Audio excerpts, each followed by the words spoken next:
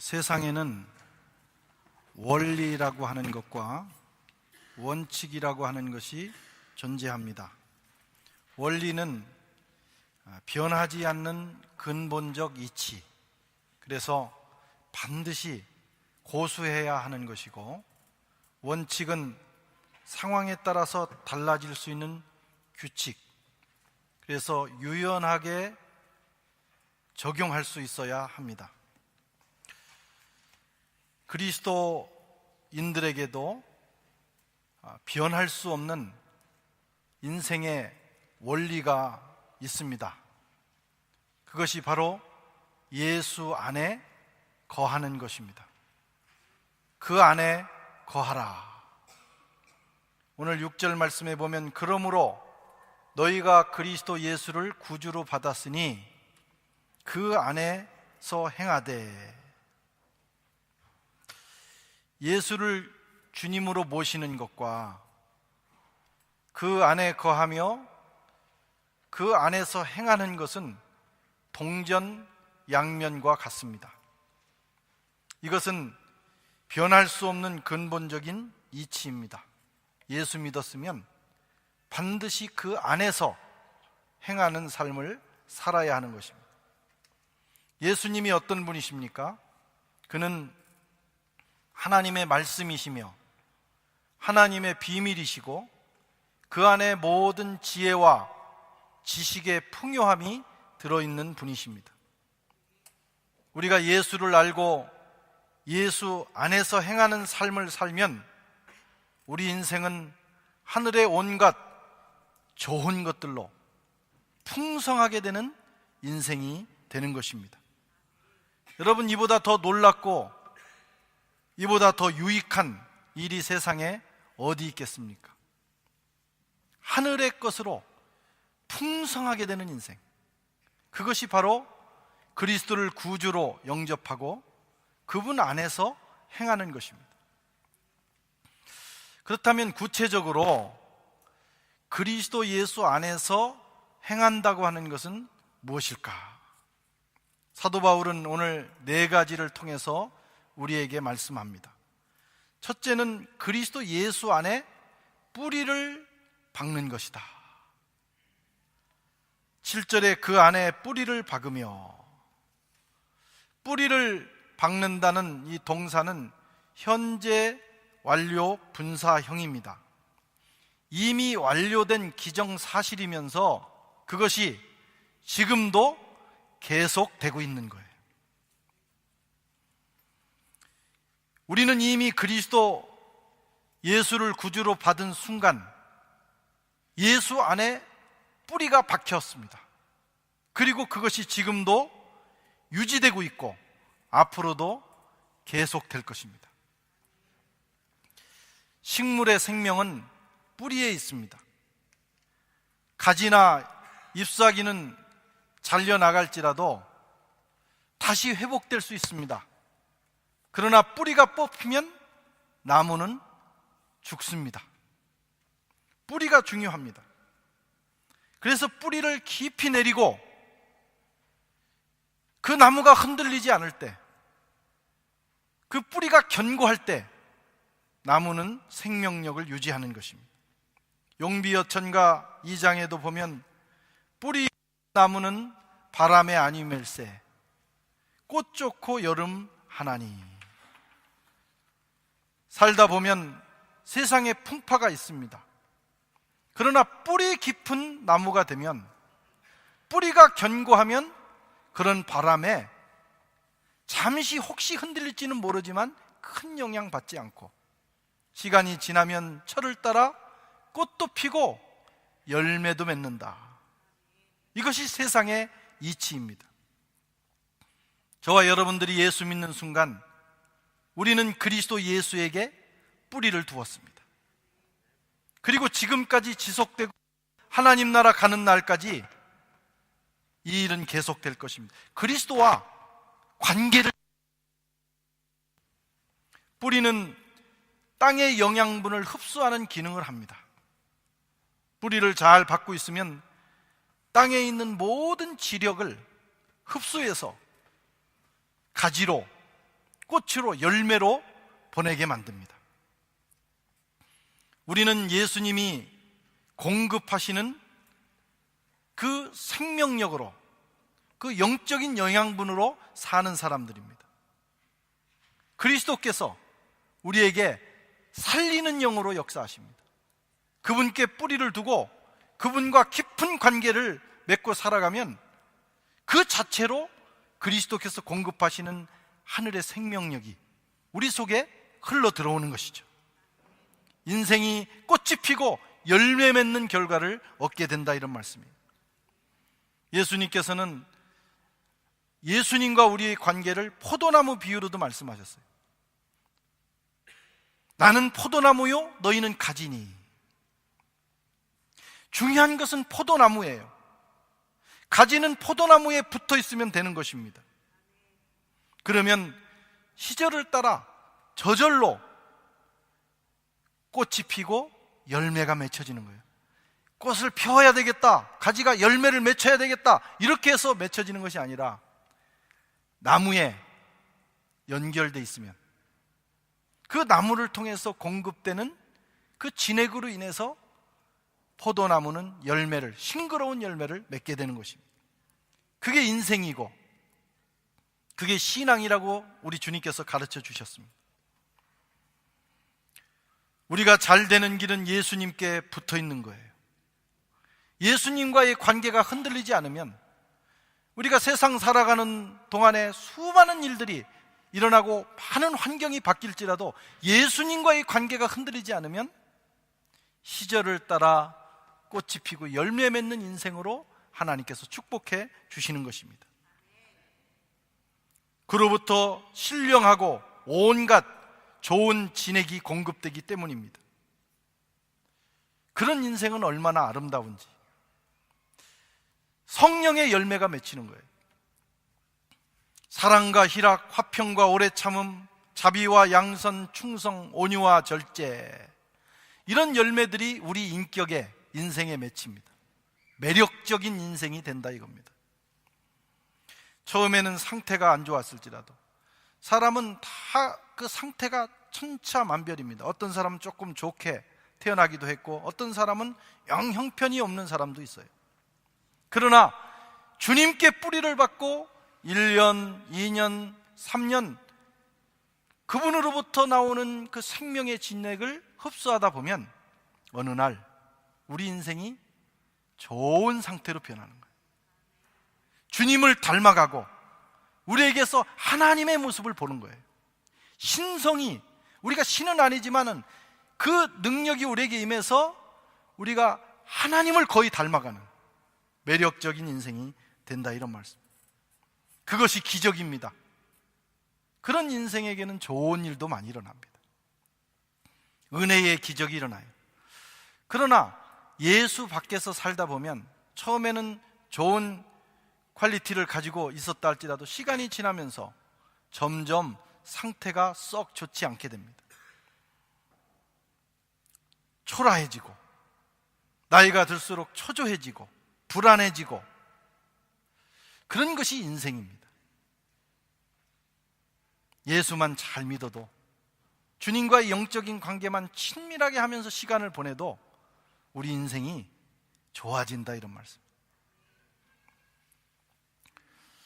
교회는 예수님의 영적인 몸입니다. 그래서 교회 생활을 잘 해야 합니다. 주님과 개인적인 영적 교제를 할 뿐만 아니라 지상에 보이는 주님의 영적 몸인 이 교회에서 흔들리지 않는 신앙생활을 할 때 그런 놀라운 기적이 우리 삶에 일어납니다. 흔들리지 말아야 돼.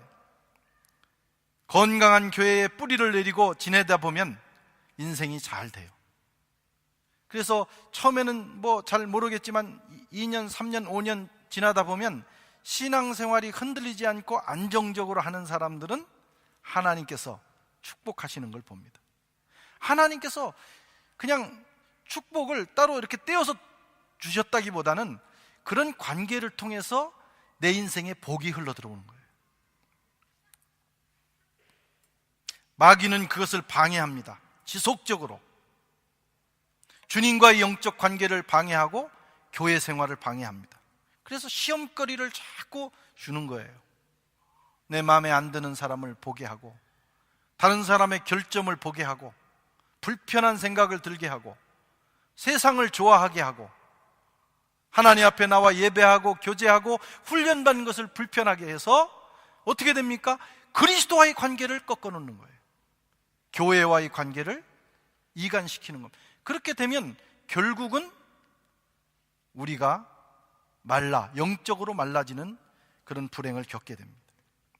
꽃도 필 수 없고 못하는 그런 인생으로 전락하게 되는 거예요.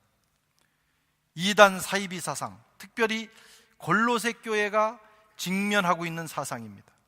잘못된 또 교리가 들어와 가지고 그들을 변질시키는데, 물론 과거처럼 뜨겁고 기도도 하고 뭔가 잘하는 것 같아요. 똑같은 신앙적 모습은 가지고 있는데 이단 사이비에 붙들려서 신앙생활을 하면 어쩌면 우리보다 더 뜨거울 수도 있어요. 그런데 깊이 들어가 보면 주님과의 관계는 끊어지는 것입니다.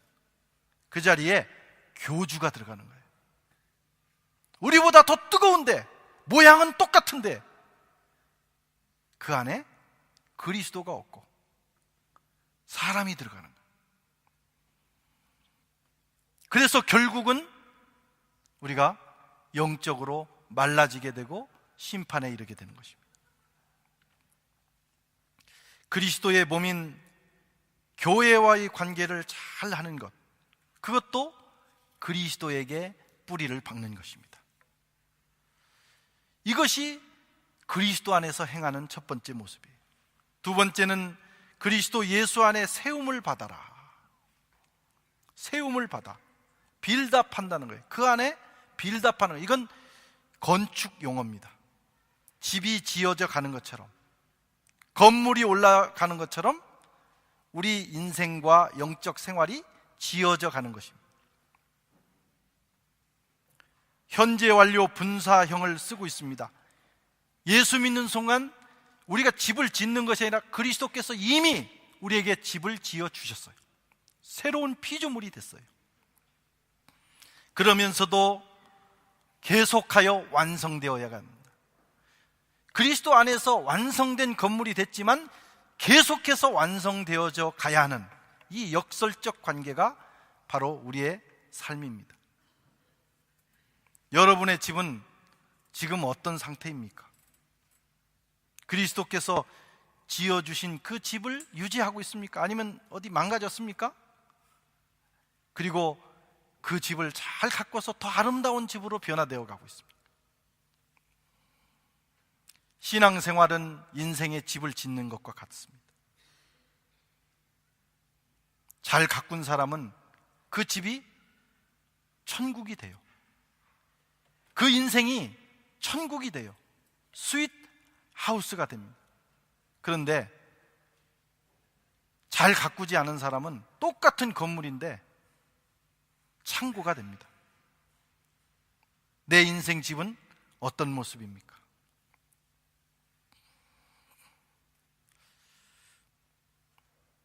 이웃을 초청해서 그들과 더불어 나눌 수 있는 그런 집입니까? 문을 열기가 부끄러워 늘 닫아두는 집입니까? 하나님께서는 우리가 우리 자신을 열어서 이웃과 우리의 삶을 나눌 수 있을 만큼 우리 인생을 가꾸기를 원하시는 거예요. 저는 독일을 갈 때마다 놀라는 것이 몇 가지가 있는데, 이 독일 사람들은 그 도시를 얼마나 예쁘게 가꾸는지 몰라요. 그리고 깨끗해. 여기 살면서 그런 얘기하면 좀 미안하지만 프랑스 파리를 제가 정말 다 좋아합니다. 근데 딱 한 가지 아쉬움이 있다면 약간 지저분하다는 거예요. 똥이 많고 쓰레기가 많아. 오늘 아침에도 일부 예배 가면서 보니까 어느 분이 밟더라고요. 그 아침에 이 상쾌한 아침에 그래서 오른발로 밟으면 재수가 좋다, 이런 걸 해가지고 스스로 위로하는 거예요. 오늘 오른발로 밟았지? 그러면서. 그런 게 좀 안타깝지만 독일 가면 놀라는 것은요, 어디든지 도시락을 펴놓고 먹을 수 있을 만큼 그렇게 깨끗해요. 또 한 가지는 집을 잘 가꾸더라고요. 이야, 그냥 어느 마을이든지 가다 보면 지나가는 사람들이 보라고 볼 수 있도록 창틀까지도 가꿔놨습니다. 그 집 안은 더 깔끔하게 기가 막히게 가꿔놔요. 정말 타고난 것 같기도 하고 또 무한한 노력을 하는 것 같습니다. 똑같은 공간이지만 어떻게 가꾸느냐가 중요하죠. 우리가 예수 믿는 순간 새로운 피조물이 됐는데 잘 가꾼 분은 정말 아름다운 인생집이 지어져 가는 것이고, 가꾸지 않은 인생의 정원은 잡초가 무성하고 창고가 되어가는 것입니다. 잘 가꾸시기 바랍니다. 회개해야 돼요. 회개는 청소하는 것입니다. 그래서 매일같이 자신을 돌아보고 하나님 앞에 엎드리고 청소하다 보면 깨끗한 인생이 돼요. 그리고 말씀을 묵상하고 성령의 열매를 맺어가면 아름다운 장식으로 집이 데코레이션 되는 거예요. 그런 인생, 얼마나 멋진 인생입니다.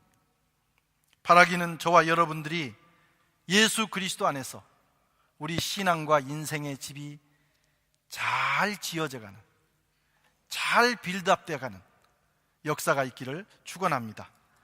그래서 주님도 초청하고 이웃도 마음껏 내 마음에, 내 인생에 초청해서 함께 나눌 수 있다면 바로 거기서 우리는 천국을 누리게 되는 거예요. 우리 교인들을 만날 때마다 또 만나고 싶다, 저 사람과 또 마음을 열고 교제하고 싶다, 그런 매력적인 인생이 돼야 되는 거예요. 세 번째로 사도 바울은 믿음에 굳게 서는 것이 그리스도 안에서 행하는 것이라고 말씀합니다. 7절에 교훈을 받은 대로 믿음에 굳게 서서.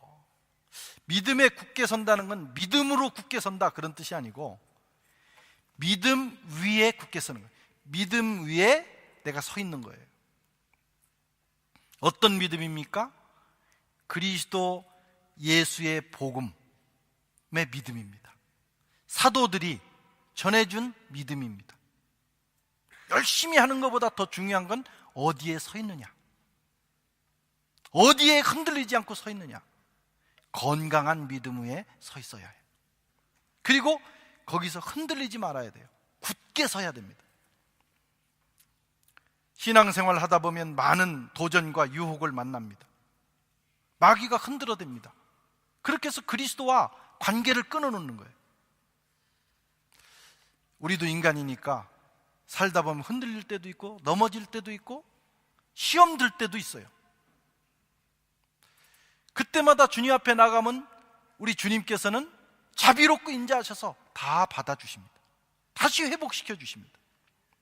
그러나 여러분, 흔들리지 말아야 되는 것도 있습니다. 그것은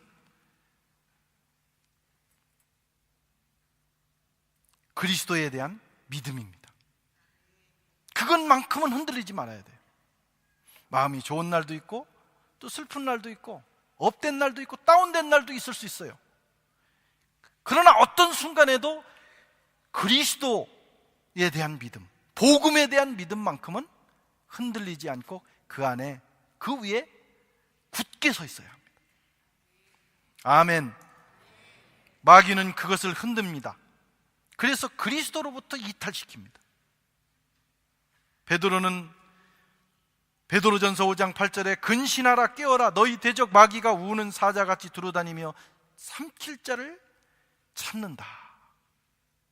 마귀는 이렇게 역사합니다. 마귀의 목적은 딱 하나예요. 그리스도로부터 우리를 떼어놓는 겁니다. 그러면 성공하는 거예요. 우는 사자처럼. 사자는 두 경우에 웁니다. 배고플 때. 사람이나 짐승이나 배고프면 본능을 통제할 수 없어요. 가장 무서운 때입니다. 그리고 성욕이 발할 때, 교미할 때 운다는 거예요. 사자가 스스로 자기를 통제할 수 없는 순간입니다. 그런 기세로 우리를 무너뜨리기 위해서 역사하는 거예요. 그래서 깨어 있어야 합니다. 근본적인 것이 흔들리지 않도록 늘 그 원리에 붙들려 있어야 하는 것입니다. 인간은 쓰러지고 넘어질 수 있습니다.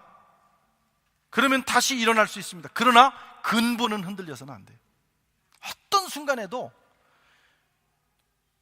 어떤 사람은 조금 어려움이 오면 자꾸 하나님을 믿는 이 신앙생활하고 도박을 하려고, 이걸로 쇼부를 보려고 해요. 나 힘드니까 나 하나님 안 믿을래요, 제낄래요, 교회 안 나갈래요.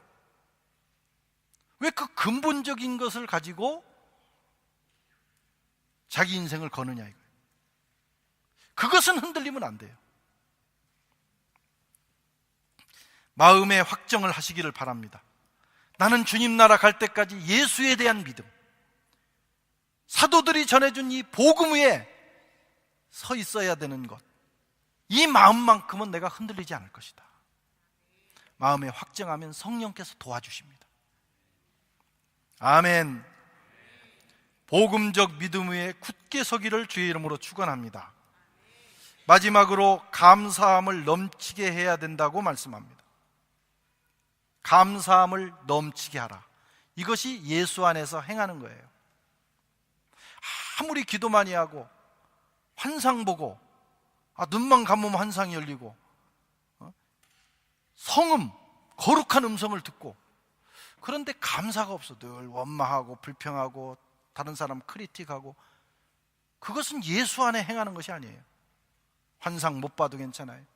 어떤 신령한 음성을 못 들어도 괜찮아요. 우리의 입술과 우리의 삶 속에 감사가 넘치면 그 사람이 신령한 사람, 그게 그리스도 안에서 행하는 삶입니다. 믿는 사람이나 세상이나 사람다운 사람이 되어 사람 대접을 받는 공통적인 두 가지가 있어요. 하나는 인사를 잘해야 합니다. 인사. 사람, 짐승들은 만나서 인사 안 합니다. 돼지가 아침에 일어나서 안녕히 주무셨어요? 봉주, 안녕하세요? 이렇게 합니까? 인사는 사람만 하는 거예요. 우리나라는 원래가 인사를 잘 했던 민족이죠. 저는 어렸을 때 자전거를 타고 오다가 동네 어르신들이 꼭 거기 계십니다. 공회당에 이렇게 마을 입구에 계신데, 딱 내려서 그 앞을 학생 모자를 쓰고 자전거를 타고 지나가면 그건 쌍놈이에요. 그래서 저 쌍놈이구나 그렇게 말하고, 그 소식이 우리 집에 알려지면 이제 저희 아버지한테 맞는 날이에요.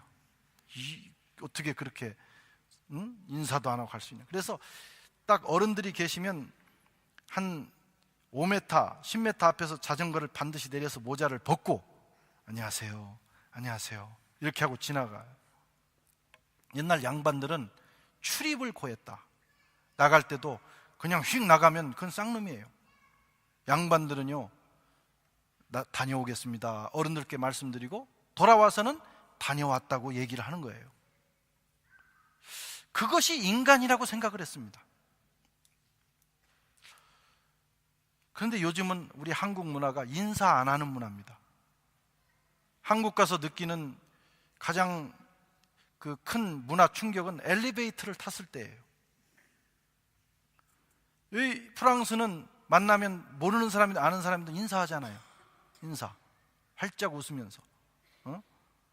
그런데 한국에서 모르는 사람을 악상새로 엘리베이터 타고 안녕하세요 이러면 인사를 안 받을 뿐만 아니라 약간 이상한 사람 취급을 합니다. 문화 충격이 오더라고요. 인사를 잘해야 돼요. 그렇지 않으면 자꾸 삭막한 사회가 됩니다. 프랑스 사람들은 특별히 만나면 다 악수를 하는 경향이 있어요. 우리나라는 그냥 전체를 놓고 안녕하세요 이러고 들어가는데, 이 사람들은 이렇게. 그것도 참 좋은 문화 같아요. 그러니까 프랑스에 계시는 동안은 어쨌든 다 만나면 악수 이렇게 하고 인사하고 반갑게 하고, 그것이 사람됨의 모습이에요. 인사 잘하는 저와 여러분들 되시기를 바랍니다. 몇 번을 만나도 흐봉주라는 게 있잖아요. 다시 봉주. 또 만나도 인사하고 또 만나도 인사하고. 그러면 좋은 사회가 되는. 인사하고 나서 싸우고 뭐 칼 꽂을 일 있어요?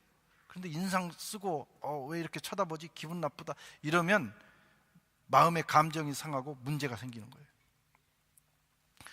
인사를 잘해야 해요. 우리 교회 내에서도 성도들 서로 잘 모르지만 최소한 교회 안에서 만나면 반갑게 인사하고 안녕하셨어요? 일주일 동안 잘 지내셨어요? 어떻게 지내셨어요? 이렇게 하면 천국이 되는 거예요. 아멘 좀 해보셔요. 아멘. 네. 활짝 웃으면서. 두 번째는 감사해야 해요. 감사. 사람과 짐승의 경계선은 감사에 있습니다. 짐승은 감사를 모릅니다. 돼지가 감사하는 거 봤습니까? 잘 먹었습니다 주인님 그러고 가지 않아요. 그냥 먹고 갑니다. 그런데 사람은 감사합니다. 작은 거 하나에도 감사합니다. 그게 믿는 세계나 믿지 않는 세계나 중요한 원리예요. 말로 감사하고 물질로 감사하고 행동으로 감사해요. 첫째는 말로 감사를 해야 돼요. 작은 은혜를 입었어도 감사하고, 조금 누가 길만 비켜줘도 감사하고, 늘 우리에게 감사가 입에 달려 있어야 합니다. 이 유럽은 지금 기독교가 거의 이제 그 기독교 후기 사회, 기독교 신앙을 거의 버린 사회가 됐지만 2000년 동안 기독교의 문화가 정착된 나라입니다. 그래서 사실은 우리처럼 뜨겁게 예수 믿는 사람들보다 프랑스에 안 믿는 분들이 더 기독교적일 때가 많아요. 그 중에 하나가 감사예요. 이분들은 늘 감사가 입에 배어 있어요. 물론 가끔 영혼 없는 감사도 있죠. 그냥 하는 감사도 있지만 영혼 없는 감사라도 안 하는 것보다는 낫다 이게. 옆에 계신 분들을 한번 바라보세요. 얼마나 감사합니까? 이분들이 있어서 같이 예배를 드릴 수 있고 행복하잖아요. 감사합니다 한번 해보세요. 예, 감사합니다. 당신이 있어서 감사합니다. 아멘.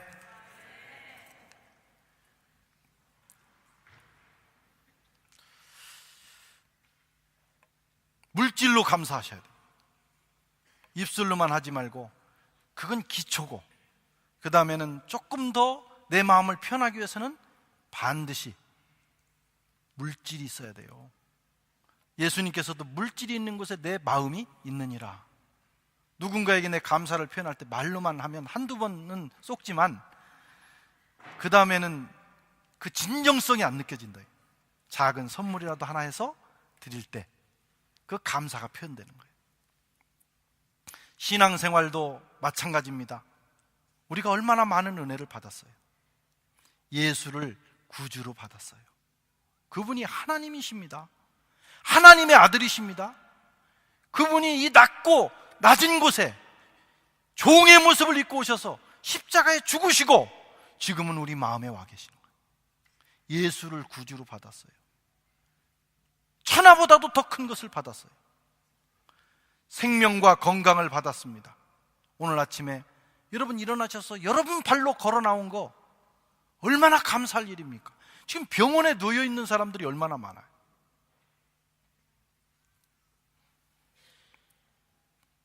좋은 가정 주시고 교회 이웃 주신 거 감사. 남들은 평생에 한 번도 못 와보는 파리에서 신앙생활도 하고 여기서 살면서 이 인생의 한 토막을 보낸다는 거 얼마나 감사한 일입니까? 여기 한 번 오려면 비행기 타고 와야지. 또 비싼 숙박비 들지. 그래도 파리에서 며칠이라도 더 있어 보겠다고 그 숙박비 아끼겠다고 또 민박집에 들어가서 이렇게 해서 지내면서 그렇게 한번 와보고 싶어하는 파리 아니에요. 그런데 여기서 사업하고 직장생활하고 신앙생활하고 공부하고, 어떤 사람은 일주일 왔다 가는 거 가지고 평생을 울고먹어. 페이스북에 올리고 막 책도 쓰고. 나는 엄청 오래 사는 줄 알았어요. 나보다 적게 살았는데 책을 한 권 썼더라고. 총회에 가니까 우리 선배님들을 만났는데 파리에 그 옛날 20년 전에 와서 잠깐 여행한 것을 지금까지 기억하고 얘기하는데, 나는 21년째 삽니다요. 속으로 그랬어요. 뭘 그런 걸 가지고. 아유, 뭐 날씨가 이러냐, 파리가 불편하다, 이렇게 하면서 이 파리 생활을 감사하지 않고 불편하게 생각하는 분은 오늘 짐 싸가지고 가셔야 됩니다. 파리지엔느의 자격이 없다 이거예요. 얼마나 아름다운 도시예요. 제가 처음 프랑스 파리에 왔을 때 어느 자매님이, 어느 집사님이 나를 태우고, 21년 전입니다. 예배를 마치고 꽁꼬드라는 데를 나와서, 꽁꼬드 한 바퀴를 쫙 돌면 파노라마가 쫙 펼쳐집니다. 그러면 샹젤리제 거리가 쫙 보이면서, 그 다음에는 에펠탑이 보이고, 딱 돌으니까 국회의사당이 보이면서 세느강이 보이면서 하는데, 이건 천국 다음이다. 세상에 이런 세계가 있는가. 늘 저는 시골에서 미누나무, 논두렁 뭐 그런 것만 맨날 보다가, 서울의 그 광장동에서 늘 그냥 뭐 서울도 뭐 아름다운 게 많이 있지만 하여튼 아파트 뭐 이런 것만 보다가, 파리를 와가지고 파노라마를 한번 보는데요, 정말 감동했어요. 그 감격. 그런데 그 파리를 우리가 최소한 일주일에 한두 번은 나오지 않습니까? 특별히 신앙생활하는 분들, 우리 교회가 이 자리에 있다니 얼마나 축복입니까? 저기 어디 외곽에 일드 프랑스 어디 있다면 어떻게 파리로 오겠어요? 그런데 교회에 오면서 꽁꾸드를 들리고 오페라를 들리고, 여러분 예배 끝나고 가서 차 마시는 것도 오페라예요. 마들렌이에요. 얼마나 감사해요. 날씨, 이런 비 오고 사실 좀 어렵기는 하죠. 그렇지만 그래도 여러분, 프랑스 영화를 볼 때 프랑스 영화의 그 매력은 뭡니까? 비 올 때 우산 안 쓰고 말이죠, 처박처박 하면서 걸어가는 그 모습이 최고 아닙니까? 그거 생각하면서, 야, 내가 영화 속에 지금 주인공 같다, 이렇게 생각하고 감사해야 된다. 할렐루야. 예.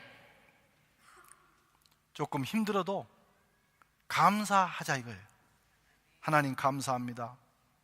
이 땅에 있게 한 거 감사하고, 이런 날씨 주신 것도 감사하고, 여기서 공부하게 하신 거 감사하고. 사업하기 어렵죠? 워낙 세금을 많이 거두니까. 그래도 파리에서 사업하는 거 감사하고, 직장생활 3년 하는 거 얼마나 감사합니까? 그렇게 살아갈 때 그것이 예수 안에 사는 삶이에요. 세상 사람들은 작은 것 가지고 불평할지라도 우리는 이런 일들을 세워보면서 감사할 수 있어야 합니다. 받지 못한 거 들여다보면서 원망하지 말고 받은 복을 세워보며 감사하며 2017년을 마감할 수 있기를 축원합니다. 감사는 적극적 의지를 가지고 하는 거예요. 그래서 이 단어만큼은 능동태를 쓰고 있습니다. 감사할 마음이 생겨야, 그게 아닙니다. 감사는 적극적 의지로 능동적으로 하는 것입니다. 감사거리를 찾으라 이거예요. 그러면 마음에 기쁨이 넘쳐나고 더 감사할 수 있는 능력이 생기는 거예요. 감사는 풍성하게 해야 합니다. 넘치게 하라. 찌질하게 하지 말라 이거예요. 지난주에 교회 정책회의를 하면서 지난 한 해를 돌아보고 2018년 계획을 했습니다. 그 중에 재정보고를 받아봤는데, 이 재정보고는 이제 우리가 1년 결산도 하지만 우리 교회의 상태를 보는 거예요. 그런데 주일헌금이 많이 들었어요. 그 얘기는 주일날 출석하는 성도들이 늘었다는 거예요. 부흥했다는 거예요. 얼마나 감사한 일인지. 다른 것들이 대체로 늘었는데 두 가지가 줄었어요. 하나는 11조, 두 번째는 감사헌금. 11조가 줄었다는 건 경제가 어렵다는 거예요. 그러니까 성도들이 얼마나 힘들었을까.